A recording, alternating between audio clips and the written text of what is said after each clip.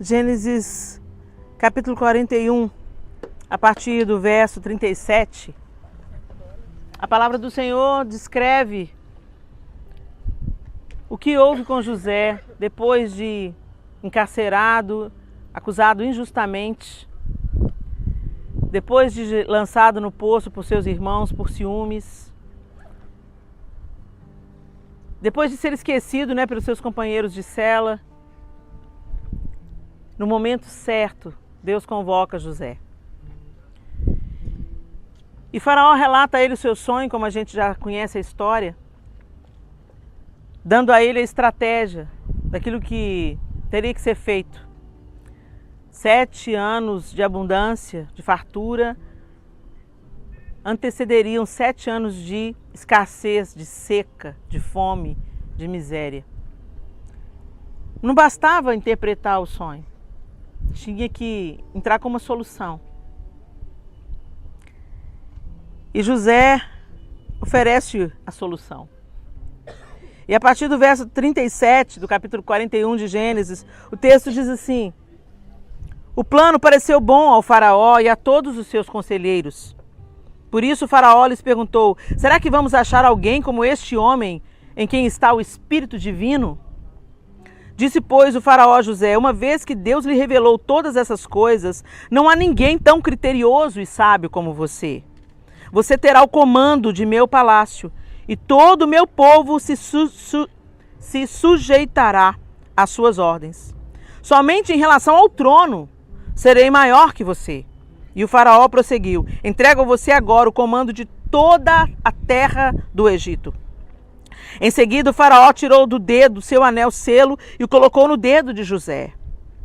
Mandou vestir linho fino e colocou uma corrente de ouro em seu pescoço. Também o fez subir em sua segunda carruagem real e à frente os arautos iam gritando: abram caminho! Assim José foi posto no comando de toda a terra do Egito. Disse ainda o Faraó a José: eu sou o Faraó, mas sem a sua palavra ninguém poderá levantar a mão nem o pé em todo o Egito. O Faraó deu a José o nome de Zafenate-Paneia e lhe deu por mulher Asenate, filha de Potífera, sacerdote de On. Depois José foi inspecionar toda a terra do Egito. José tinha 30 anos de idade quando começou a servir ao Faraó, rei do Egito. Vamos até aí. Para terminar o versículo, José tinha 30 anos de idade quando começou a servir ao Faraó, rei do Egito. Ele se ausentou da presença do Faraó e foi percorrer todo o Egito. Muito bem. Aqui a gente está vendo a ascensão de José. E é tão interessante a gente olhar para José e a gente sempre se lembra de como Deus restaurou a sorte, vamos dizer assim, de José, né? Como todos aqueles anos de dor, de sofrimento foram compensados por poder, por dinheiro, por autoridade. E ele entra vendido como escravo no Egito e se torna o segundo homem mais poderoso no Egito. E a gente costuma ver as coisas nesse prisma, né? É tão interessante que quando a gente conta a história de Davi e Eliabe, por exemplo, ninguém se coloca no lugar do Eliabe. Todo mundo se coloca no lugar do Davi, né? Eu sou um injustiçado da minha família, eu sou um incompreendido da minha família, meus irmãos não me entendem, eles têm inveja de mim, mas ninguém se coloca no lugar de Eliabe, né? Eliabe tinha um porte de rei e Deus falou com Samuel assim: não se iluda com a aparência não, porque eu conheço o coração e eu rejeitei o coração de Eliabe. Então Deus não está nem um pouco preocupado com a nossa aparência. Mas nós vivemos em um mundo de aparências. Nós estamos num contexto de aparência. Para dar um exemplo bem fácil para vocês aqui agora. Nós chegamos lá no lugar que a gente estava e a gente, ok, nós vamos nos adaptar. Mas a gente chegou aqui e falou assim: que bom, melhorou significativamente. Não é? E o que mudou de lá para cá? A aparência. Concordam comigo? Então, não adianta você falar que a aparência não é importante para você. Nós ainda não chegamos nesse nível. Mas o Senhor está trabalhando em nós. E o que eu quero chamar a atenção de vocês aqui do capítulo 41, você vai vendo, então, até aqui você já sabe a história de José. Eu não vou repetir para vocês, você já sabe. Tem alguém aqui que não sabe a história de José? Todo mundo já sabe, né?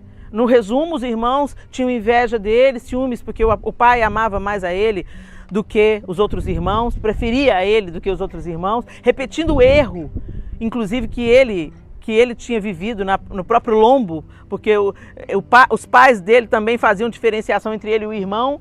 Ele passou por esse sofrimento, mas ele repetiu o mesmo erro, né? E a gente tem que pedir ao Senhor para a gente não repetir os mesmos erros que nos feriram.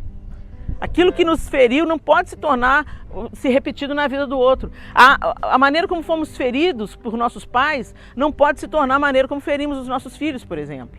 Mas Jacó repete a dose e ele prefere os filhos de Raquel, né? E ele era o filho preferido, isso tudo gerou uma revolta nos irmãos, os irmãos lançam ele na cisterna, eles queriam na verdade matá-lo, mas Rúben interfere, não deixa matar o irmão, não, vamos vender e vão falar para o papai que ele morreu, porque aí papai esquece dele. Só que a gente sabe o pano de fundo que se armou para isso aí, ele foi levado para o Egito. Exatamente, no nosso primeiro Meeting Room nós falamos de quem? De Abraão, não foi? Vocês lembram, gente? No nosso primeiro dia a gente falou sobre Abraão, sobre a aliança que Deus fez com Abraão, e Deus passou, né, como um fogo no meio das partes dos animais, falando e como Edmeia ensinou, eu vou cumprir a aliança por mim e por você. Eu creio na aliança, eu vou cumprir essa aliança. E aí a gente viu isso, e naquele mesmo texto que a gente leu até o fim, a gente viu que ali Deus fala com Abraão, que a descendência dele iria ser trazida para o Egito e ficaria aqui por 400 anos. Né? O povo de Israel, quando vem para cá, os filhos de Jacó, quando vêm para cá, eles não vêm como escravos, como José veio. Eles vêm já como o povo do governador, a família do governador, a família do poderoso. Então, por isso que eles foram para a terra de Gósen. E o Samuel estava me falando que aqui, vamos dizer, é o segundo Gósen, né? Que é uma terra que se tornou fértil pela intervenção de José e tal, para poupar água, enfim, mas que o melhor lugar da terra fértil, ele falou assim, é uma terra que mana leite e mel. O Samuel usou esse termo. A terra que o povo de José foi morar é uma terra poderosa no Egito, uma terra fértil no Egito, é uma terra que mana leite e mel dentro do Egito. Mas depois eles foram escravizados, porque se multiplicavam.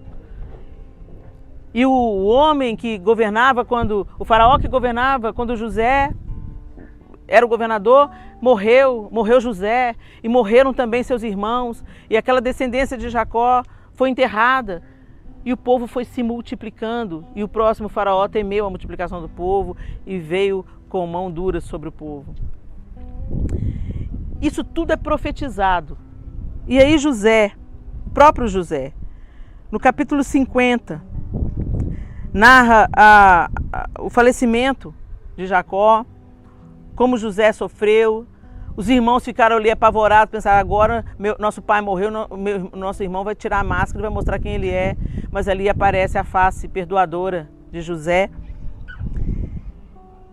E no verso 22 do capítulo 50, escutem. José permaneceu no Egito com toda a família de seu pai.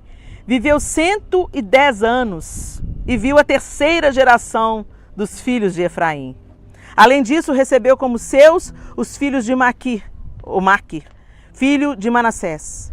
Antes de morrer, José disse a seus irmãos, estou à beira da morte, mas Deus certamente virá em auxílio de vocês e os tirará desta terra, levando-os para a terra que prometeu com juramento a Abraão, a Isaque e a Jacó. E José fez que os filhos de Israel lhe prestassem um juramento, dizendo-lhes, quando Deus intervir em favor de vocês, levem os meus ossos daqui. Morreu José com a idade de 110 anos e depois de embalsamado foi colocado num sarcófago no Egito. A gente está vendo, né, tanta coisa aqui. Agora a gente vê com outros olhos, agora a gente sabe o que é um sarcófago, a gente sabe como é que o José foi preparado. Hoje a gente vi um túmulo semelhante ao que seria o túmulo de José, porque também era de um chefe de Estado, né, de uma pessoa importante no Estado. E José viveu uma vida próspera, abençoada e poderosa depois que a mão do Senhor o levantou como governador do Egito. Mas o coração de José não estava no Egito. Estava na promessa de Deus, a ponto dele falar: não quero nem que os meus ossos fiquem aqui. E, gente, nós somos muito envolvidos pelo Egito ao nosso redor. E agora eu não estou falando da geografia. Eu estou falando dos atrativos, a tecnologia, a riqueza, a ciência, a sabedoria humana. O Egito era o ápice, o topo da pirâmide do mundo, no tempo de José. Eles eram o povo poderoso e a gente tem aprendido isso aqui todos os dias. E a gente tem visto uma igreja que muitas vezes sucumbe às propostas de poder. Uma igreja que sucumbe à mesa do utilitarismo. Eu quero sair na foto com fulano, porque fulano é famoso gospel. Eu quero sentar na mesa dos grandes. Gente, eu já ouvi esse termo.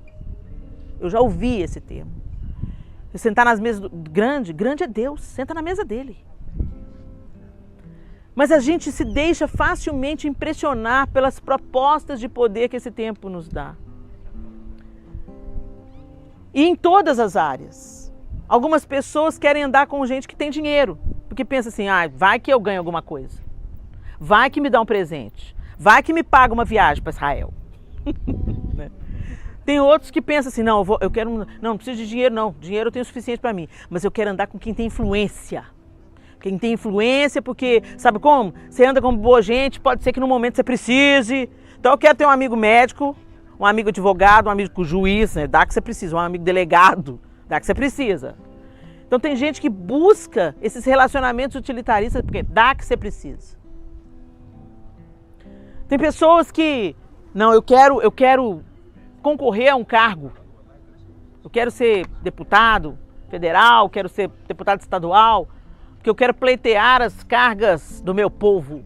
Não, gente, um político não deveria pleitear as causas do seu povo. Um político deveria pleitear pelo estabelecimento da justiça para todos. Mesmo aqueles que ainda não conhecem o Senhor. Os políticos eram para fazer diferença. E não para beneficiar aos seus próprios interesses, mesmo que sejam até interesses legítimos, gente. Eu tive o desprazer de ouvir um candidato a político, a prefeito de Belo Horizonte, me confessar que eles estavam buscando apoio, né, de deputados da bancada cristã. Olha, nós temos um projeto de governo para Belo Horizonte, nós queremos barrar mesmo algumas coisas que estão acontecendo na cidade que são prejuízo para a cidade, injustiça para a cidade, prejuízo para as crianças, as ideologias que são impostas. Você é cristão, eu preciso do seu apoio. Não, mas eu tenho que apoiar o atual prefeito para a reeleição. Sabe por quê? Porque ele deu um lote para a minha igreja. Olha que tristeza, é o toma lá da cá. Não mudou nada. A serpente continua fazendo propostas de poder. E a gente está aqui citando casos em grande esfera, gente, mas isso acontece com a gente na nossa vida ordinária, na nossa vida comum. O que nós estamos negociando? A que nós estamos nos apegando nessa terra? Quando a coisa não vai do jeito que a gente gosta, a gente logo se incomoda. Agora imagina Jesus morando na perfeição. Quando a gente foi no lixão ontem, eu estava comentando com as pessoas que estavam no nosso carro, né? E eu acho que eu também comentei isso com vocês. Eu acho que também eu comentei isso com vocês lá na hora da nossa adoração coletiva, conjunta.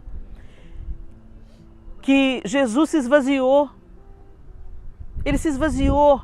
Ele abriu mão de toda a sua glória, de toda a sua majestade. E você imagina, hoje eu estava ouvindo o Samuel falar que as pirâmides eram coloridas.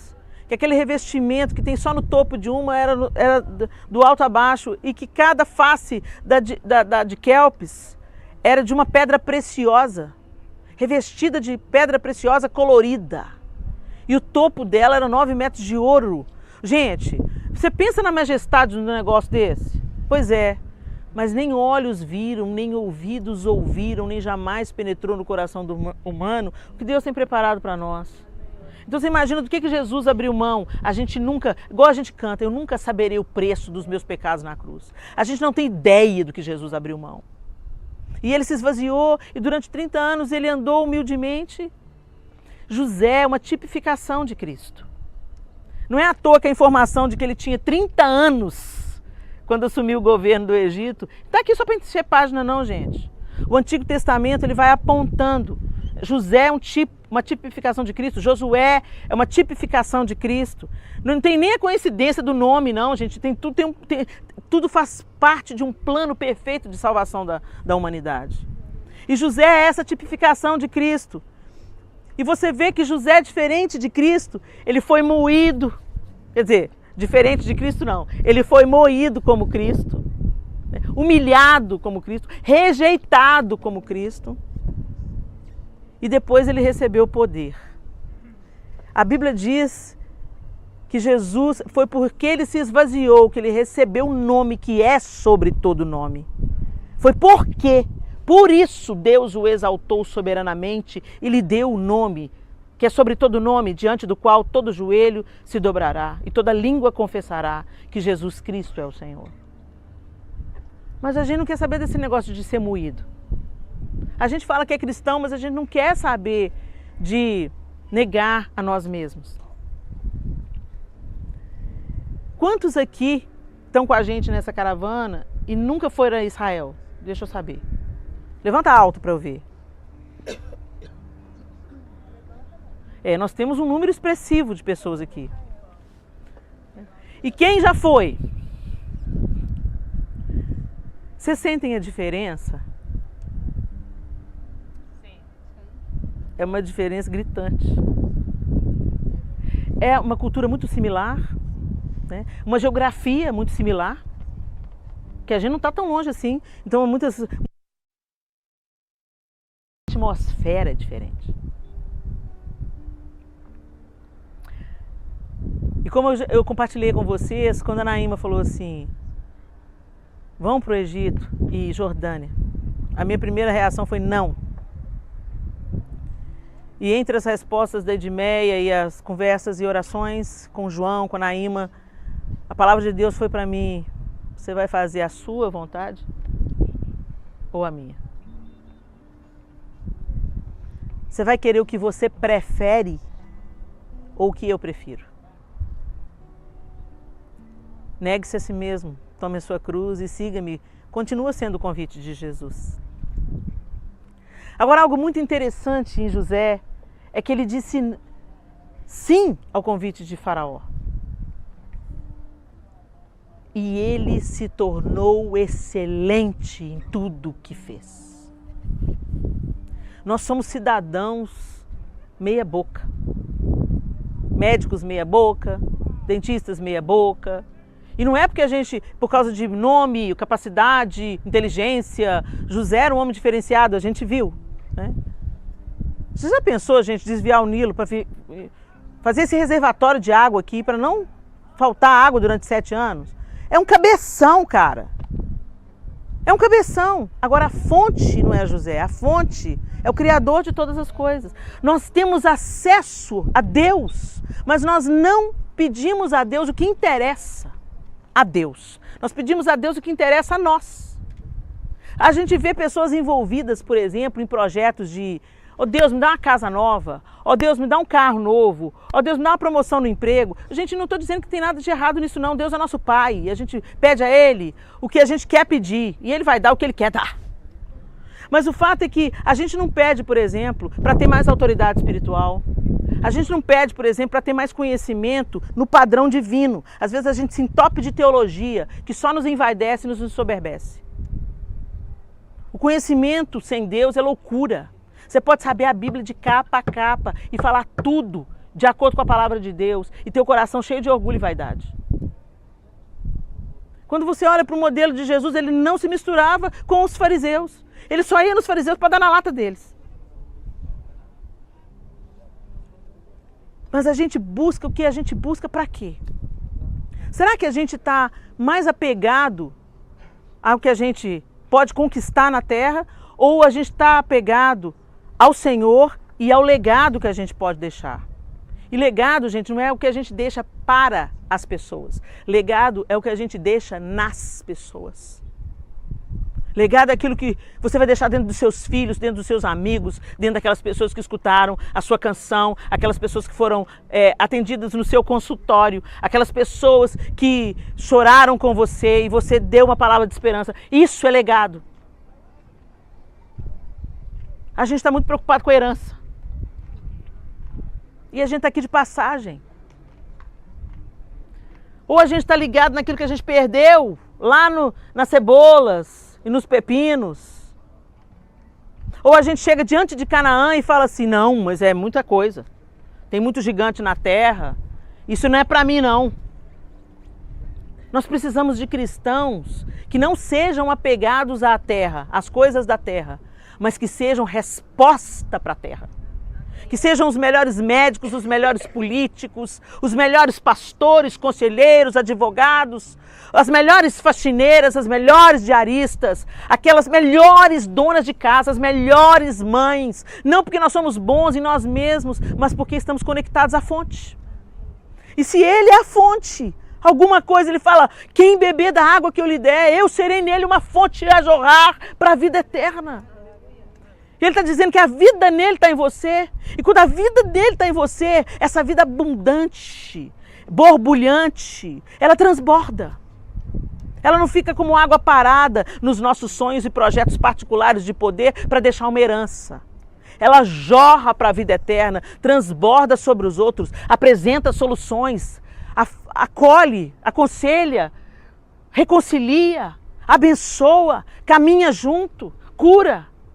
Liberta, serve, transforma e deixa um legado.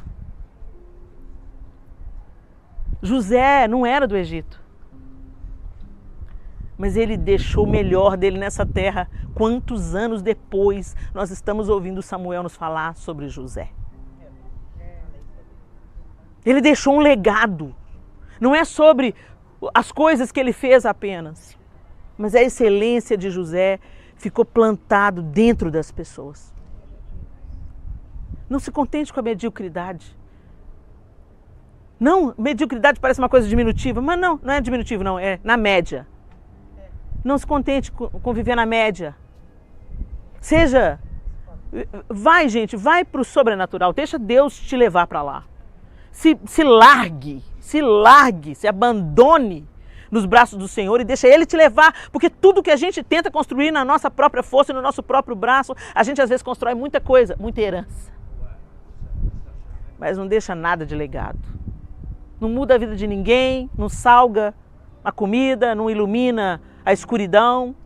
A gente é muito voltado para nós, muito voltado para o eu. Eu vou fazer, eu vou ganhar. E quando a gente às vezes vê pessoas querendo fazer alguma coisa, elas estão querendo fazer o seu próprio nome. Elas estão querendo trazer glória ao seu próprio nome. Deus não dá a glória dele a ninguém. Toda a vida de Jesus foi apontando para o Pai. Toda a vida, tudo o que ele fez foi apontando para o Pai. Foi apresentando o Pai a nós. Quando ele nos ensina a orar, ele fala, vocês vão orar assim, Pai Nosso. Ele não fala, Jesus Nosso. Ele fala, Pai Nosso. Ele nos apresenta, ele nos reconcilia com o Pai. E o Espírito Santo faz a mesma coisa conosco e Jesus. Nós só cremos em Jesus porque o Espírito Santo... Jesus fala assim, olha, eu preciso de ir. Eu sei que vocês querem que eu fique, mas eu preciso de ir, porque se eu não for, ele não virá. E ele virá e ele ensinará a vocês todas as coisas. Mas uma coisa eficaz que o inimigo da nossa alma achou foi esse nosso ego vaidoso. E aí a gente se distrai com quinquilharia, gente. Eu tenho usado muito essa comparação porque é uma coisa que falou muito forte comigo. Quando os portugueses chegaram no Brasil, eles descobriram que era uma terra abundante, de riqueza, um solo recheado de pedra preciosa, ouro, o pau-brasil valiosíssimo.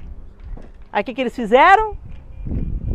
Arrumaram uns espelhinhos para os índios. Deixa a gente chegar, deixa a gente entrar. Que a gente te paga, olha aqui, olha, espelho. É tão interessante, espelho faz o quê? A gente vê a gente mesmo. Eu fico imaginando os índios assim,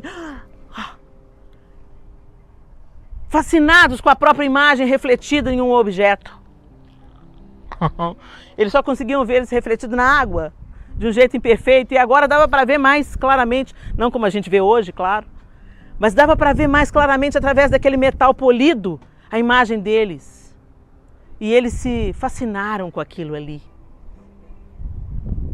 Enquanto os colonizadores, amigos, estavam dando presentes, estavam garfando a terra deles, porque eles nem sabiam quanto valor tinha.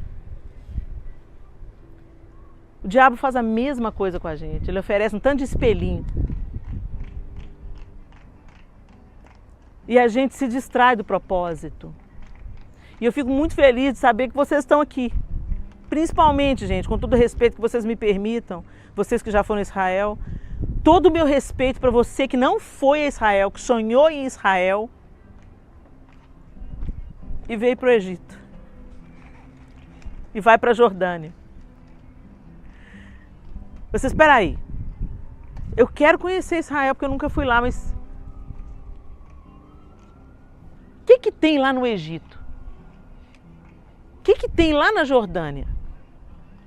Deixa eu ir lá ver. E eu sinto que quando eu fui compartilhando com vocês que nós iríamos aqui levantar um altar de adoração ao Senhor, de intercessão por essas terras, que também são terras bíblicas, né? Vocês disseram sim. E eu não estou condenando, em nome de Jesus, o Senhor sabe, eu não estou condenando. Mas uma pessoa, por exemplo, quando a Naíma falou, olha, o plano agora é esse. Ela falou com a Naíma assim, Naíma, então muda o meu pacote. Porque com certeza ela tinha um plano de ir para o nosso outro destino, né? Muda o meu pacote, Naíma, por favor. E a Naíma, tá bom. O que você quer? Eu estou usando o exemplo dela, gente, porque talvez eu faria a mesma coisa uns anos atrás. E eu nem conheço a pessoa. E só Deus pode julgar o coração dela. Então, muito temor. É com muito temor que eu compartilho isso com você. Ela falou para a Naíma assim, ela quer viajar, deve estar estressada, como todo mundo ficou na pandemia, amarrado dentro de casa, né? Muda o meu pacote. Eu quero ir para a Disney. E a Naíma falou assim, e aí, Helena, o que eu faço? Manda ela para a Disney. Porque você não leva uma criança para a guerra. Todos nós aqui estamos em crescimento. Uns já estão adolescentes na fé, outros já são maduros, né? Outros ainda estão saindo da infância, da terceira infância, estão naquela fase intermediária, né? Os juniores, né? A puberdade, a adolescência vem ali, mas ainda não é adolescente, mas também não é criança mais. Cada um aqui está numa etapa. E Deus não vai levar crianças para a guerra. E Jesus não vem buscar uma noiva imatura. E Ele está nos chamando para o amadurecimento, para nos posicionarmos como noiva, deixarmos as bonecas e nos prepararmos para as bodas. Então você melhor assim, melhor ela não ir, ainda não é a vez dela, vai chegar a vez dela, ainda não é. E que bom que ela teve esse discernimento de falar, não, eu quero isso. Mas na vida, gente, tem uma hora que a gente vai ter que sair da Disney. A Disney é boa, quem já foi lá sabe, dá vontade de você voltar lá 1000 vezes. Mas ela não vai produzir amadurecimento, vida, empatia. Sabe, gente? Tem algumas coisas que a gente tem na vida que só nos estragam, essa que é a verdade. Só nos distraem. E nós estamos vivendo os dias finais, gente. Eu não sei se eu vou ver, mas eu tenho uma plena convicção de que acho que os meus filhos verão Jesus voltando. Muito provavelmente, porque a gente está vivendo um tempo de cumprimento de profecias. Será que somos como José? Que Deus está nos concedendo bênçãos, oportunidades. O simples fato da gente estar aqui é uma oportunidade tão maravilhosa. Quantos líderes de Estado não tiveram essa condição de vir ao Egito, por causa até das impossibilidades de navio, né? Dom Pedro II veio aqui 2 vezes, eu achei o cara um valente. Porque você pegar um navio e passar mais de meses dentro do navio, né? Muita gente não teve oportunidade de ter esse privilégio que a gente está tendo, de conhecer a cultura egípcia, de saber o que é um sarcófago, de ver uma múmia, né? De ver aquelas obras das pirâmides e pensar, meu Deus, imagina isso, como era quando foi construído, que majestade, que poderio, que beleza. Mas a gente não pode se distrair com isso.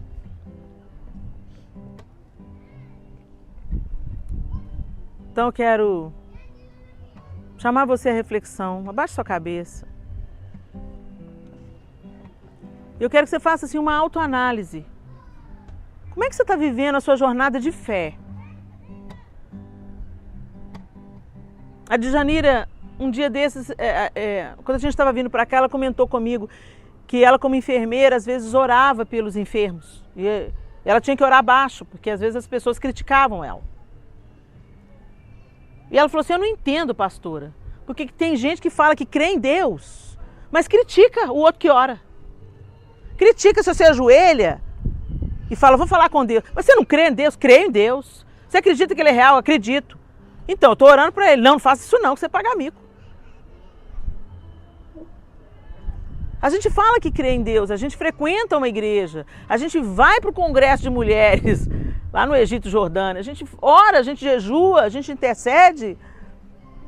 Mas no seu dia a dia, será que você está chegando mais perto de se semelhar com José? E de Jesus?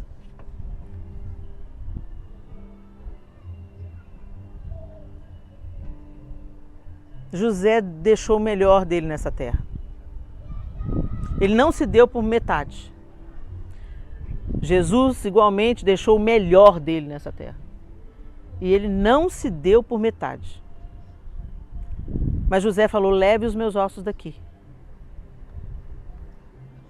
E Jesus ressuscitou, mas disse, eu vou voltar e vou restaurar todas as coisas.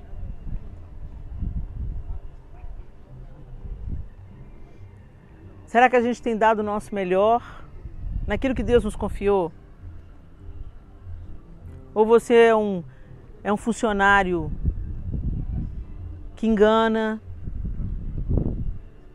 que usurpa, que superfatura? Você é uma mãe que se dedica ou você acha que cuidar de filho é perda de tempo, porque afinal de contas eles casam? Crescem, casam, e você tem que construir uma carreira? Será que você tem sido um marido parecido com Jesus, que entregou a própria vida pela noiva? Ou você só pensa nos seus interesses sexuais e ama sua esposa enquanto ela é jovem e bela?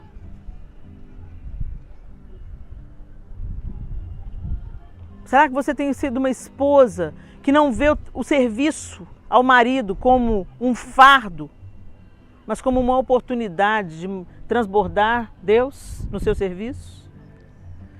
Tudo quanto fizerdes, fazei-o como para o Senhor. Será que nós estamos fazendo como para o Senhor? Ô, gente, eu não preciso de ter conhecido José pessoalmente. A fama dele que reverbera nessa terra até hoje mostra que ele fez todas as coisas nessa terra como para o Senhor. Ele focou no que ele tinha que fazer, ele fez o seu melhor, ele constituiu uma família aqui. Mas na hora da sua morte, ele fala para os seus irmãos, Deus vai intervir na história, ele vai cumprir a promessa. E quando ele cumprir a promessa, leve os meus ossos daqui. Ele estava sendo uma bênção aqui, mas ele não se apegou aos títulos, ao dinheiro, a nada que o poderio de Faraó podia conceder a ele.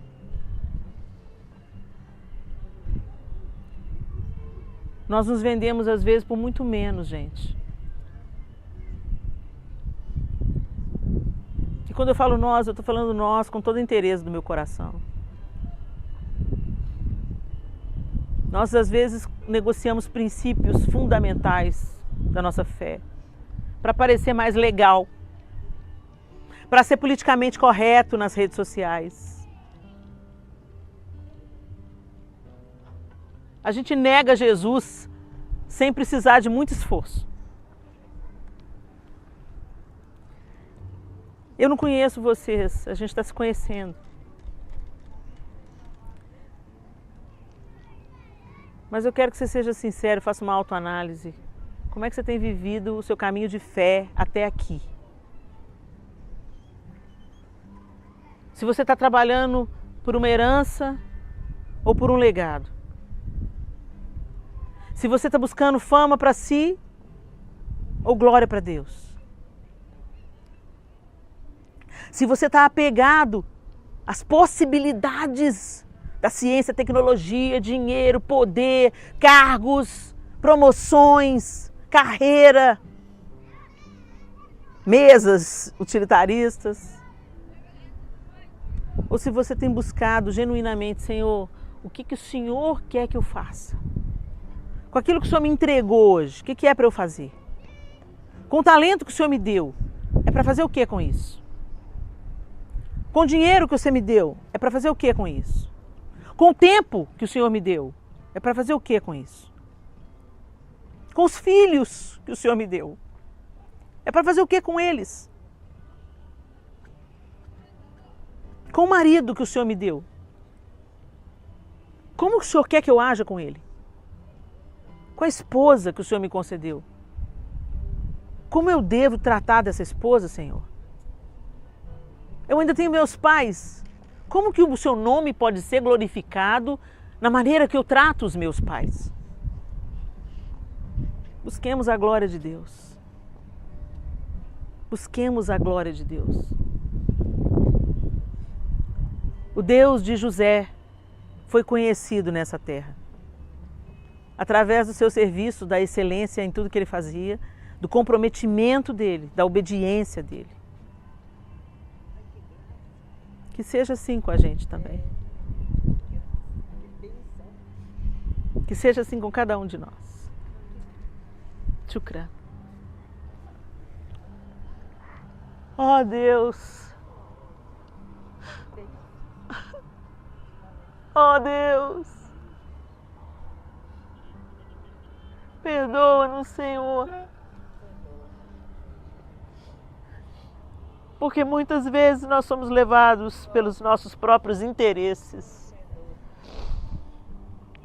E não te perguntamos como o seu nome pode ser exaltado através da nossa vida. Como o seu nome pode ser glorificado.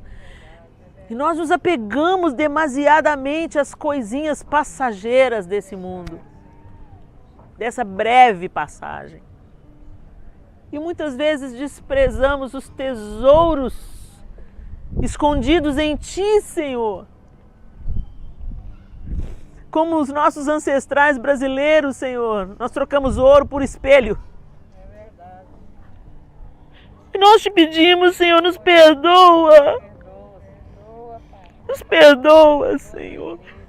E glorifica o Teu nome através da Tua noiva nessa terra, Senhor. Que sejamos purificadas, Deus. Santifica-nos, Senhor. E cumpra em nós o Teu querer, os Teus propósitos sejam cumpridos em nós. Tantas vezes o nosso ego se impõe. O orgulho toma o nosso coração, o desejo, a busca pela aparência.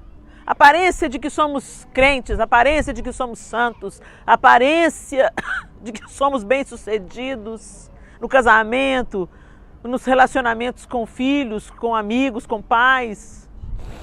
A aparência, Senhor, nós não queremos aparência, Senhor, nós queremos ser, Senhor, queremos essência, essência. É verdade. Leva-nos de volta, Senhor, a essência, a essência. Ajuda-nos, Pai, pela tua graça, tem misericórdia de nós. E ajuda-nos. Que o nosso coração seja desnudado na tua presença. E que aquilo que está oculto, escondido até aos nossos próprios olhos, Senhor, as nossas percepções às vezes ficam embaçadas. A gente enxerga o pecado do outro, mas não enxerga o nosso. Tira as cascas, Senhor, do nosso coração e nos mostra o nosso estado e gera em nós arrependimento genuíno, porque arrependimento não é choro, arrependimento é mudança de comportamento, mudança de atitude, mudança de direção. Gera em nós essa mudança que vai produzir fruto, Senhor, que vai anunciar a tua verdade, que liberta, que transforma, que cura. Que sejamos e vivamos aquilo que o Senhor tem para nós. Amém. Em nome de Jesus. Amém.